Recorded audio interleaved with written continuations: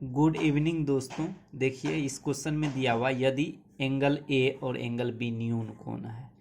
न्यून कोण वह होता है जो 90 डिग्री से कम होता है। तो एक कोण 90 डिग्री का होता है, आपको पता है समकोण में।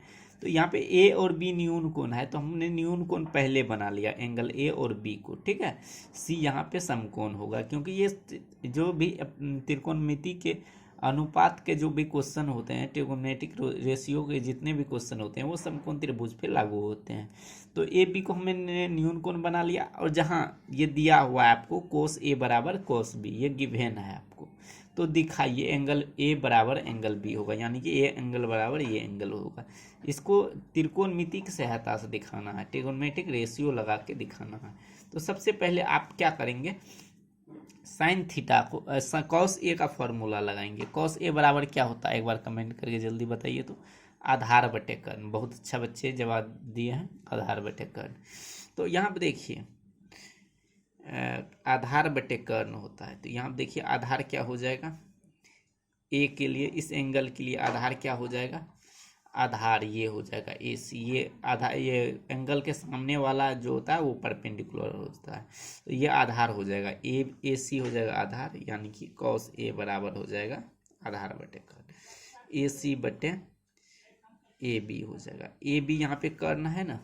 इसी तरह से इसको थोड़ा सा हाईलाइट कर देता हूँ एक मान के। अब देखिए कॉस बी का फॉर्मूला लगाना है, कॉस बी। अब इस एंगल के लिए बताइए, इस एंगल के लिए ये तो परपेंडिकुलर हो जाएगा और ये क्या हो जाएगा, बेस हो जाएगा। तो आधार यहाँ पे बेस, यहाँ पे बी सी हो जाएगा कॉस बी के लिए। इस एंगल के लिए कॉस बी के लिए ये लंब हो जाएगा, ये आधार हो जाएगा। ठीक है, इस एंगल के लिए ये लंब हो जाएगा, ये आधार हो जाएगा, ये आधार। ठीक है, इस एंगल के लिए, लेकिन यहाँ पे इस एंगल के लिए ये आधार होगा। तो बी सी बटे क्या हो जाएगा, कर्ण हो जाएगा इस ए बी। यहाँ पे ध्यान में है कि ए बी हमने कर्ण को माना है। ठीक है, ये दो आपको अकॉर्डिंग टू क्वेश्चन के हिसाब से टू क्वेश्चन, ठीक है, क्वेश्चन के अनुसार। अब देखिए अकॉर्डिंग टू क्वेश्चन, प्रश्न के अनुसार यहाँ पे लिख सकते हैं प्रश्न के अनुसार। ठीक है, अकॉर्डिंग टू क्वेश्चन हमने लिख दिया। यहाँ पे दिया हुआ है कॉस ए बराबर कॉस बी, ये आपको गिवन है। कहाँ पे गिवन है, यहाँ पे मैं दिखा देता हूँ एक बार। ठीक है, ठीक है, यहाँ पे गिवन है ना।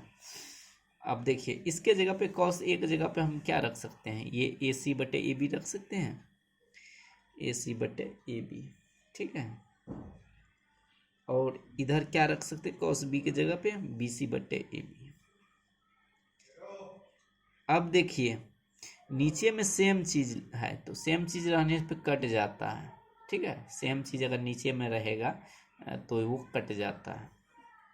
ठीक है, अगर ए बी नीचे में था, डिवाइड में दोनों तरफ था, कट जाता है। ठीक है, अब देखिए यहाँ पे आ गया ए सी बराबर बी सी। आपको मालूम है जब किसी त्रिभुज का दो साइड समांतर होता है, ऐसे दो साइड इक्वल होता है, ए सी बराबर बी सी आपको आया है, यानी दो, ये समद्विबाहु त्रिभुज है। समद्विबाहु त्रिभुज के आमने सामने का एंगल बराबर होता है, यानी कि समूह कोण बराबर होता है। कोई भी समद्विबाहु त्रिभुज है जिसका दो भुजा बराबर है, तो इसके इस भुजा के सामने का एंगल ये और इस भुजा के सामने का एंगल ये दोनों आपस में बराबर होता है। ठीक है, दोनों एंगल बराबर होता है। एक थ्योरम क्लास 9th में पढ़े होंगे। इसीलिए जब ये दोनों भुजा आपका बराबर आ गया तो इसके सामने का एंगल भी बराबर होगा, यानी कि AC के सामने का एंगल, AC के सामने का एंगल हो जाएगा B, एंगल B, और BC के सामने का एंगल हो जाएगा एंगल A। एंगल B बराबर एंगल A। ये कैसे हुआ, लिख दीजिएगा, समद्विबाहु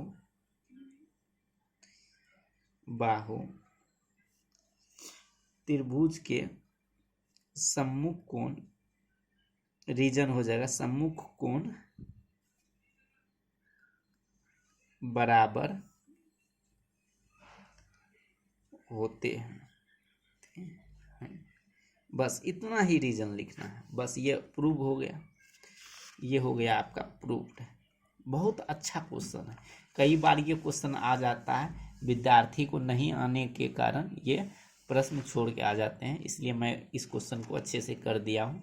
आप इस क्वेश्चन को जरूर याद रखेंगे।